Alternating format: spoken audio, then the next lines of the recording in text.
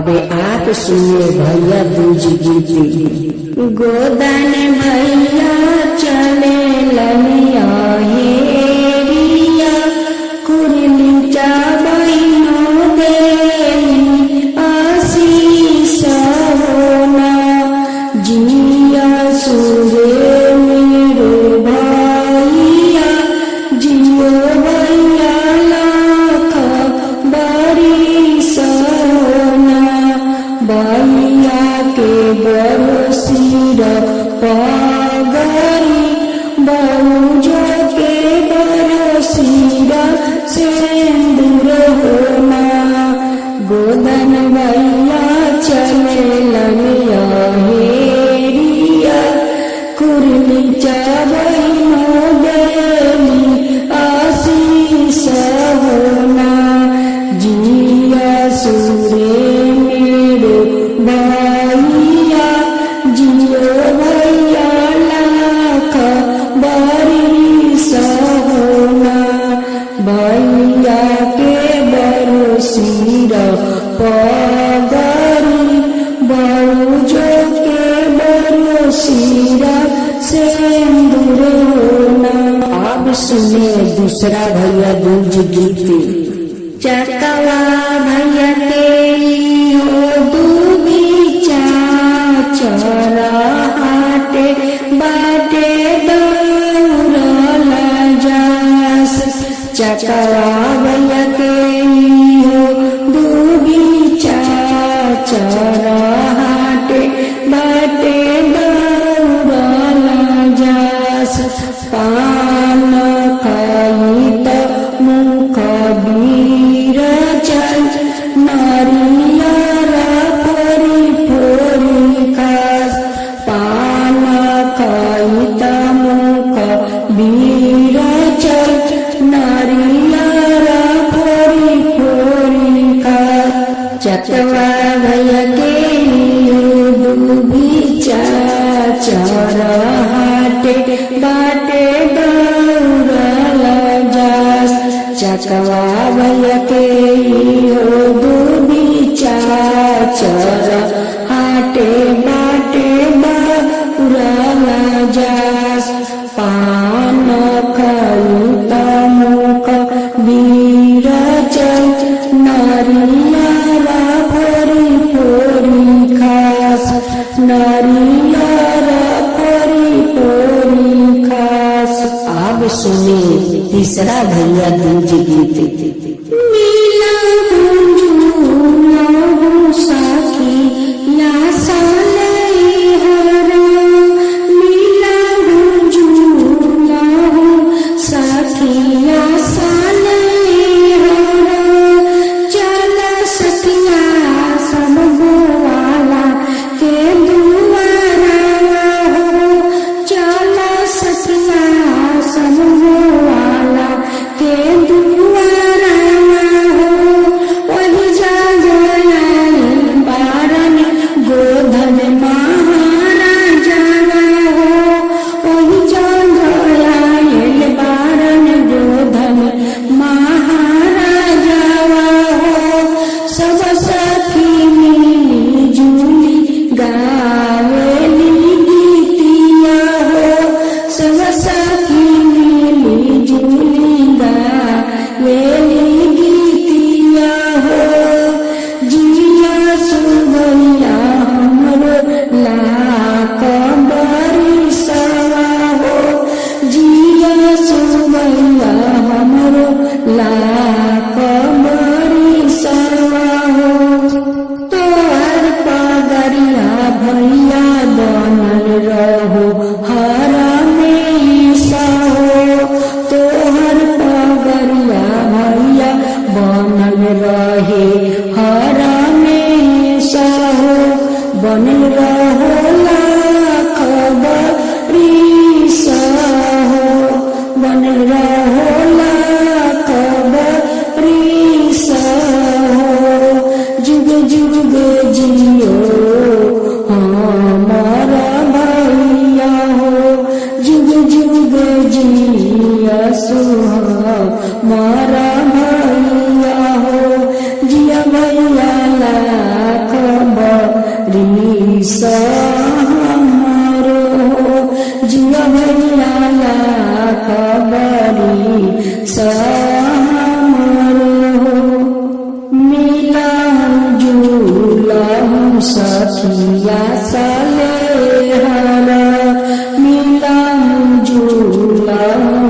सखिया सलेहरा चल सखिया सब गोवाला के दुआरवा हो चल सखिया सब गोवाला के दुआरवा हो ओई जगह आयल बारन गोधन महाराजावा हो ओई जगह आयल बारन गोधन महाराजावा हो सब सखी मिली जुली गावेली गीतिया हो सब सखी मिली जुली गावेली गीतिया हो जिया भैया ला कबरी साहो जिया भैया ला कबरी साहो जिया भैया ला कबरी साहो।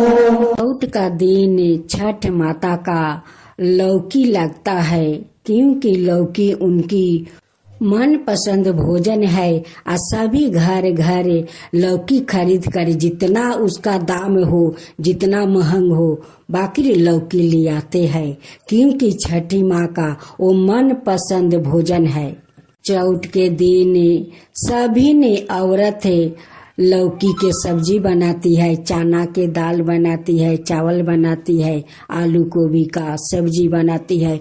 वो सब निरामिष उस दिन आगे के कोई वस्तु उसमें डाला नहीं जाता है। उस दिन सब नियम पालन लोग करते हैं। सब नए नए सामान लगता है उनकी भोजन में। छठ माता तो उस लौकी को भोजन करके 3 दिन उपवास रहती है। उस लिए तो सभिन परबैतिन ओ लौकी चौथ को दिन ओ भोजन करती है। उसी लौकी के कारण तो 3 दिन उपवास सभी ने बरैतिन रहती है। चौथ के दिन वाली में गैया के गोबा राशि अंगना घरवा। चौथ के दिन वाली में गैया के गोबा राशि अंगना घरवा। अहन छठी मैया हमार हो हमरा घरवा। अहन छठी मैया हमार हो हमरा घरवा। अहन छठी मैया हमार हो हमरा घरवा। चौथ के दिनवा वैली करे लौका भोजनवा हो हमरा घरवा। आइली छठी मैया हमार हो हमरा घरवा। चौथ के दिनवा आइली करे लौकी भोजनवा हो हमरा घरवा। चौथ के दिनवा आइली करे लौकी भोजनवा हो हमरा घरवा। छठी मैया आइली हमरा घरवा हो हमरा घरवा। करे लौकी भोजनवा हो हमरा घरवा। करे लौकी भोजनवा हो हमरा घरवा। लौका बनाए में हम चना के दलवा हो बनाए में चौरा। छठी मैया आइहन हमरा घरवा हो बनाए में भोजना। छठी मैया आइहन हमरा घरवा हो बनाए में भोजना। चौथ के दिनवा आइली करे लौकी भोजनिया हो हमरा घरवा। छठी मैया आइली हमरा घरवा हो हमरा घरवा। करे लौकी भोजनवा हो हमरा घरवा।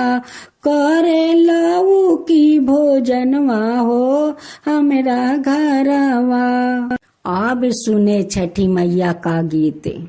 छठी मैया बोली जीरावा जीरावा उपजे बहुत।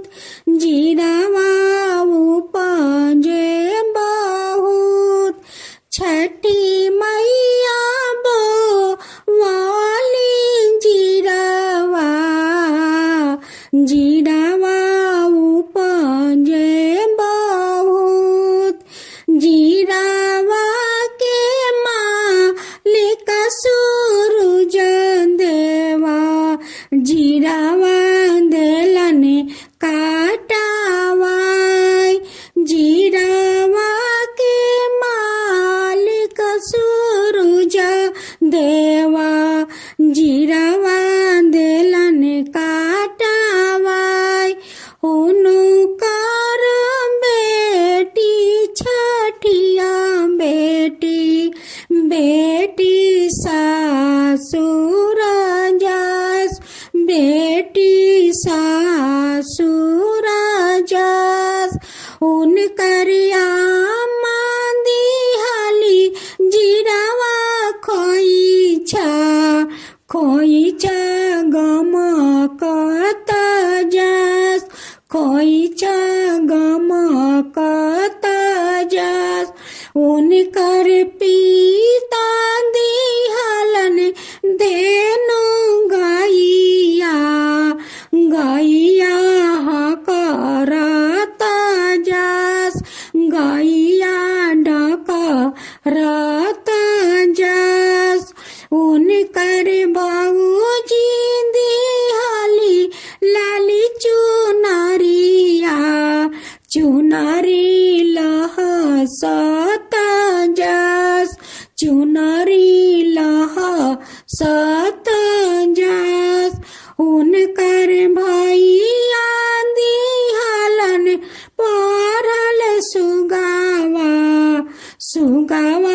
परहित जस सुगावा परहित जस उनकर चाची दिहली शंकर चूरिया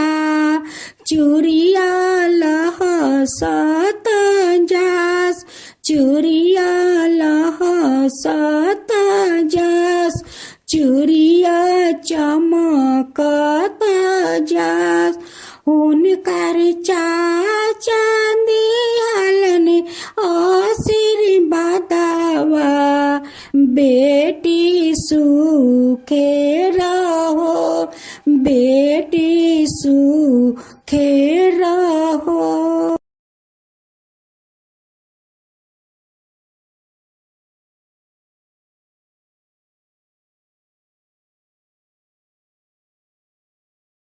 छठी मैया गारेली जीरावा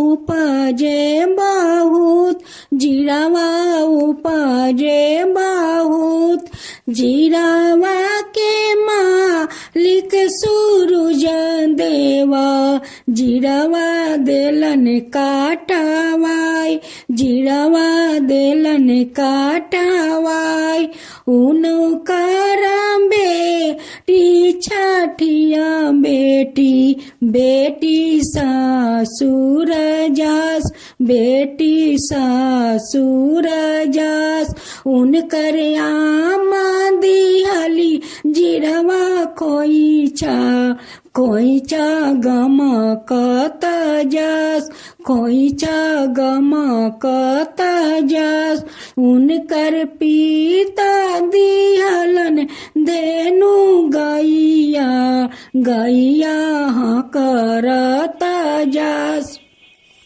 गैया डकरत जस गैया हकरत जस उनकर भाभी दिहली लाली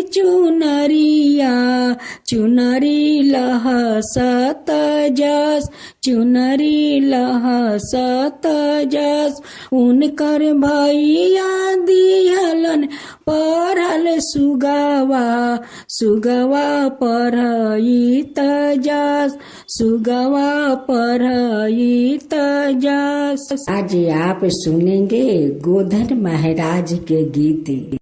गोधन बाबा अइलन दुआरवा हो सखी कार्तिक महीनावा गोधन बाबा दुआरवा हो सखी कार्तिक महीनावा साँझ पहर गोधन के सुतैबा साँझ पहर गोधन के सुतैबा होते सबेरे कुटैबा हो सखी कार्तिक महीनावा गोबर के रची रची पुतला बनैबा गोबर के रची रची पुतला बनैबा साँझ पहर गोधन के सुतैबा होते सबेरे कुटैबा हो सखी कार्तिक महीनावा गोधन बाबा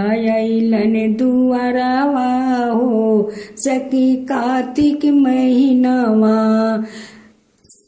जमेरैया जी के चानी हमें कूटबे हो सखी कार्तिक महीनावा जमेरैया जी के चानी हम कूटबे हो सखी कार्तिक महीनावा गोधन बाबा अइलन दुआरवा हो सखी कार्तिक महीनावा पाना सुपारी गोधन के चढ़ाइब पाना सुपारी गोधन के चढ़ाइब चाना बतासा के भोग लगाइब हो सखी कार्तिक महीनावा चाना बतासा के भोग लगाइब हो सखी कार्तिक महीनावा फुलवा से गोधन के हमहू सजाइब काजर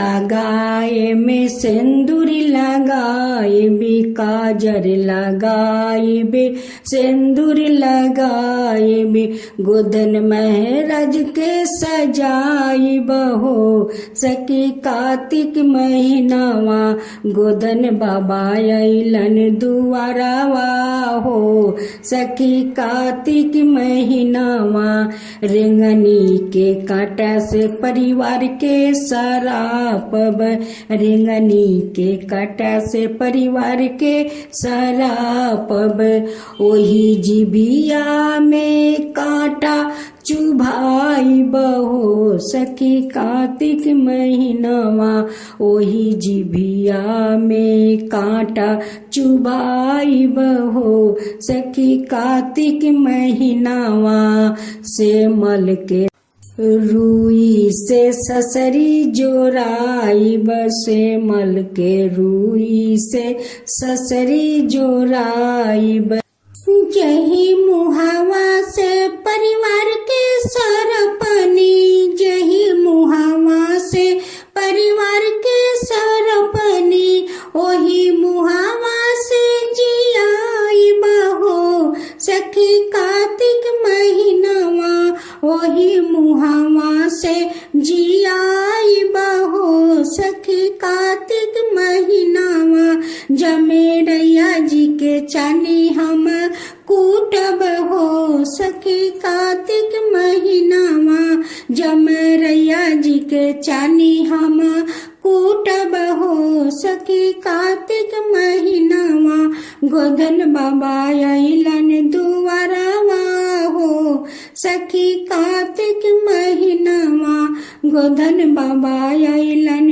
दुआरवा हो सखी कार्तिक महीनावा गोबर के रची रची पुतला बनाइब गोबर के रची रची पुतला बनाइब सांझ पहर गोधन के सुताइब होते सबेरे कुटाइब हो सखी कार्तिक महीनावा जमेरैया जी के चानी हम कूटब हो सखी कार्तिक महीनावा जमेरैया जी के चानी हम कूटब हो सखी कार्तिक महीनावा गोधन बाबा अइलन दुआरवा हो सखी कार्तिक महीनावा।